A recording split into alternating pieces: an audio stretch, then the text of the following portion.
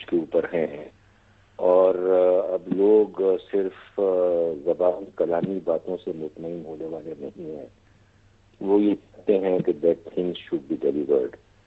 تو ایک difficult course ہے، لیکن افتخار چودھری صاحب کا جو چیف جسٹس شپ کا زمانہ گزرا ہے اور اس میں جس انداز سے انہوں نے پاکستانی عوام کو جسٹس ایڈمنسٹر کرنے کی کوشش کی ہے، اگر وہ کوئی گائیڈ لائن پرووائڈ کر سکتا ہے تو ہمیں اچھی امیدیں ہی کرنی چاہیے. میری ان سے کل ملاقات ہوئی اور بہت لمبی ملاقات ہوئی، اور ہم نے بہت ہارٹ ٹو ہارٹ ڈسکشن بھی کیے، اور ہم لوگ اسی نتیجے پر پہنچے کہ جو کچھ بھی آئین اور قانون کی بالادستی کو قائم کرنے کے لیے ضروری اقدامات ہیں، عوام کی بہبود کے سلسلے کے جو اقدامات ہیں وہ کرنے چاہیے، اور اس میں دیر نہیں ہونی چاہیے. جی، بہت بہت شکریہ آپ کا جسٹس وجیہ الدین صاحب. انہوں نے ہمیں جوائن کیا پاکستان سے. انہوں نے ہمیں یہ بتایا کہ یقیناً ایک ایسے نظام کی ضرورت ہے جس سے انصاف جو ہے وہ گارنٹی ہو.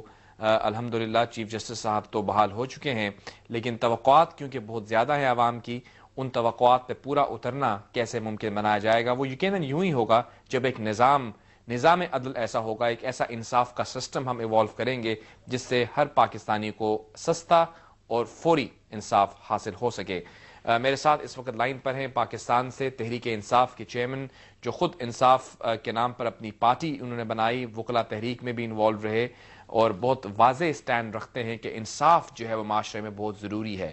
ہم ان سے پوچھتے ہیں کہ چیف جسٹس صاحب کی بحالی کے بعد اب کیا نیکسٹ مراحل ایسے ہوں گے جن سے انصاف جو ہے وہ ہم انشور کر سکتے ہیں عام پاکستانیوں کے لیے. السلام علیکم جناب عمران خان صاحب. جی جاوید، وعلیکم السلام. عمران خان صاحب، سب سے پہلے تو ایک ہسٹورک مومنٹس پہ ہم آپ کو مبارک دیں گے. تمام پاکستانی مبارک کے مستحق ہیں. چیف جسٹس صاحب کی بحالی کے بعد جیسے کہ لوگوں کی خوشیوں کے پیمانے بہت لبریز ہیں، بالکل ایسے ہی امیدیں بھی بہت بڑھ چکی ہیں. لوگ یہ سمجھتے ہیں کہ ان کے آنے کے بعد اب عدل اور انصاف جو ہے وہ قائم ہوگا. آپ کیا سمجھتے ہیں، آپ کا کیا مشورہ ہوگا کہ وہ کون سے اقدامات لینے ضروری ہیں جن کے بعد یہ تمام امیدیں پوری ہو سکیں؟ دیکھیں جاوید، سب سے پہلے تو یہ جو موومنٹ ہے 2 سال سے چل رہی ہے، یہ موومنٹ ابھی نہیں شروع ہوئی، بالکل اس کے پیچھے پورے 2 سال کی ایک تاریخ ہے. یہ میں سمجھتا ہوں پاکستان کی تاریخ میں ایک سب سے ڈیفائننگ موومنٹ ہے. ڈیفائننگ موومنٹ اس لیے کہ اب تک ہمارے ملک میں الیکشنز بھی ہوئے لیکن جمہوریت نہیں آئی، اور جمہوریت اس لیے نہیں آئی کہ عدلیہ غلام رہی ہمیشہ ایگزیکٹو کی. تو یہ موومنٹ پہلی دفعہ ایک اس جج کے پیچھے کھڑی ہوئی ہے جس نے لوگوں کو امید دی ہے کہ یہاں بھی ایک آزاد عدلیہ آ سکتی ہے. اور آزاد عدلیہ اس لیے ضروری ہے کہ اصل میں حکومتیں پاور کا غلط استعمال کرتی ہیں. لوگ پاور میں آ کے تو انسانوں کے یا حقوق چھین لیتے ہیں، یا وہ پاور کو غلط اپنے ذات کے لیے استعمال کرتے ہیں، پیسہ بناتے ہیں، چوری کرتے ہیں، اور جج جو ہوتے ہیں وہ ان کے غلام ہوتے ہیں تو وہ ان کو روکتے نہیں ہیں. تو اس لیے اس میں امید اس لیے ہے کہ اگر یہ جو موومنٹ لاجیکل کنکلوژن پہ پہنچتی ہے، یہ یعنی آگے چلتی جاتی ہے، یہ تو پہلا قدم ہے. تو یہاں بھی ایک پاکستان میں ذمہ دار حکومتیں آئیں گی. وہ اس لیے ہوں گی کہ ان کو مجبور ہوگا کہ اگر وہ غلط کام کرتی ہیں تو ایک آزاد عدالتیں ان کا احتساب کریں گی. تو یہ امید ہے اس وقت کہ یہ ایک پہلا قدم ہے. جی عمران، اس میں ایک سوال یہ بھی پیدا ہوتا ہے کہ بہرحال یہ جو موومنٹ ہے وہ بھی ہمارے سامنے ہے. چیف جسٹس صاحب کی بحالی ایک ہسٹورک موومنٹ ہے، لیکن بہرحال ہمیں سسٹمز کو ایوالو کرنا ہے. چیف جسٹس صاحب ایک شخصیت ہیں جو کہ بہت اللہ نے ان کو عزت دی ہے.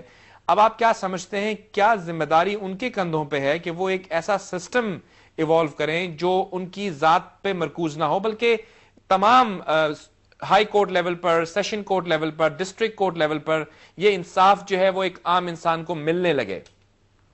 دیکھیں، 2 چیزیں ہیں. ایک تو اب ڈپینڈ کرے گا کہ کیا چیف جسٹس کے ہاتھ باندھے جاتے ہیں یا ان کو ایک صحیح معنی میں آزاد چیف جسٹس آتے ہیں. اور وہ ڈپینڈ کرے گا کہ کیا یہ کہیں اس پہ تو نہیں کمپرومائز ہو گیا کہ جو عدالتیں، جو عدلیہ کو غیر آئینی طور پہ 3 نومبر کو نکالا گیا تھا، کیا وہی 2 نومبر والی عدلیہ واپس آئے گی اور पीसीओ के उसके जो गैर आईनी पीसीओ था, क्या उसके जज रेगुलर हो जाएंगे? क्या उसके बाद जो भर्तियां हुई हैं जिनमें बड़े मशकूक जजेस आए हैं, क्या उनको भी साथ मिला दिया जाएगा और क्या वो मेजॉरिटी बन जाएगी? तो फिर तो ये सुप्रीम कोर्ट एक दंगल बन जाएगा। ये तो जजेस में आपस में एक इंतशार फैल जाएगा। तो लोगों को ऐसे हालात में तो इंसाफ की कोई उम्मीद नहीं है। लेकिन अगर ये हो गया कि चीफ जस्टिस को एक मौका देंगे कि वो एक जेन्युइनली एक आजाद अदालतें बना दें, और ये जो पीसीओ के जजेस हैं जो उसके बाद नवंबर 3 के बाद जनरल मुशर्रफ ने चूज किए थे, अगर वो उनको मौका मिले उनमें से उनको फारिग करके और फिर एक रिव्यू कमेटी बन जाए कि उनको ले जो जेन्युइनली डिजर्व करते हैं, इस तरह का अगर हाल हो जाए और बाकी अदालतों पे जब लोगों को इत्मीनान हो जाएगा जैसे चीफ जस्टिस इफ्तिखार पे है, तो फिर तो एक नया दौर शुरू हो जाएगा। अगर ऊपर से जब हमारा सुप्रीम कोर्ट आजाद हो जाएगा, फिर उसके बाद नीचे कचहरी है, और मैं तो उससे भी नीचे जाता हूं कि गांव के लेवल के ऊपर हमें सबसे बड़ा मसला यह है कि गांव के जो लोग हैं, जो 70% इस मुल्क में अवाम है, वो तो वकील भी नहीं कर सकते, वो तो गरीब लोग हैं, उनको तो कोई एक्सेस है ही नहीं जस्टिस पे। उनके लिए हमें स्मॉल कॉजेज कोर्ट्स बनाने पड़ेंगे। मसलन श्रीलंका में उनको पंचायत कोर्ट्स कहते हैं। अब श्रीलंका में 25% से ज्यादा केसेस सिर्फ पंचायत कोर्ट्स में हल करने शुरू किए। हिंदुस्तान में भी ये निजाम चल रहा है कि आम आदमी को मुफ्त इंसाफ मिले जी। तो वो एक पूरा हमें एक ऊपर से नीचे ये सिस्टम बनाना पड़ेगा, और वो तब ही होगा जब जज ऊपर से चीफ जस्टिस आजाद हो। क्योंकि ये जो थाने कचहरी की सियासत है, ये जो फ्यूडल कल्चर है पाकिस्तान में कि जिधर ताकतवर कमजोर पे जुल्म था, इसलिए कि कमजोर के पास बेचारे के पास जराए नहीं है इंसाफ लेने के, ये खत्म होगा जब नीचे तक पहुंचेगा, गांव तक इंसाफ। जी, तो इसके लिए आप ये समझते हैं कि गालिबन जो, क्योंकि आप इन्वॉल्व रहे हैं इस मूवमेंट में भी, जो वकला रहनुमा है उनसे भी आपकी इंटरेक्शन रहती है, बहरहाल वकला और सियासी रहनुमा जो हैं उनकी एक मिली जुली स्ट्रगल है, तो अब आपका नेक्स्ट जो है ये तो बहाली हो गई। अब जो जिस निज़ाम की तरफ आप इशारा कर रहे हैं, यकीनन हर पाकिस्तानी यही चाहता है कि उसको गांव के लेवल पर, तहसील के लेवल पर, डिस्ट्रिक्ट के लेवल पर इंसाफ फराहम हो। तो क्या इन तमाम पॉइंट्स को, इन तमाम जो इश्यूज हैं, इनको हाईलाइट करने के लिए आपके सामने और आपकी जो कॉलीग्स हैं सियासी तौर पर भी और जो वकला तहरीक के लोग हैं, कुछ रोड मैप है कि किस तरह से ये बातें जो कि अच्छी तो लगती हैं लेकिन इनको अमली जामा पहनाया जाए? देखें, दो चीजें हैं। एक तो पहले तो ऊपर मैं समझता हूं कि जो ऊपर जजेस की सिलेक्शन का प्रोसेस है जी, और जजेस का इत्तेसाब का प्रोसेस है, इसको पहले तो हमें इंस्टीट्यूशनलाइज करें कि गवर्नमेंट से ये हट जाए। लेकिन अब आपने जो हालात देखे हैं, ये जिस तरह के जजेस को सिलेक्ट किया है, जिसमें एक पार्टी के अपने जाले जज आ गए हैं बीच में, जो टिकट होल्डर्स है उनको जज बना दिया है, और ये पहले दफा नहीं हुआ। हर जो भी हुकूमत आई है वो अपने जजेस डालने की कोशिश करती है। तो अपॉइंटमेंट ऑफ जजेस जो है वो इंडिपेंडेंट होनी चाहिए, एक ऐसा कोई इदारा हो जो अपॉइंट करे उनको। और इस सुप्रीम कोर्ट बार एसोसिएशन का इसके ऊपर एक बाकायदा एक पेपर है, व्हाइट पेपर है।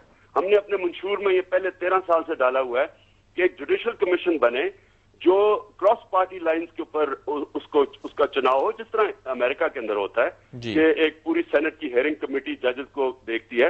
तो ये पहले तो इस कमेटी का सही माने में इसका बिल्कुल ये एक अबव बोर्ड, पार्लियामेंट में फर्स्ट बोर्ड इनकी एक्सेप्टेबिलिटी हो। फिर इस कमेटी को कॉन्स्टिट्यूशनल प्रोटेक्शन देके इनको जिम्मेदारी दे जजेस की सिलेक्शन, और मेरिट पे जजेस सिलेक्ट हो, जिस तरह इंग्लैंड में मसलन जजेस अपॉइंटमेंट कमेटी है।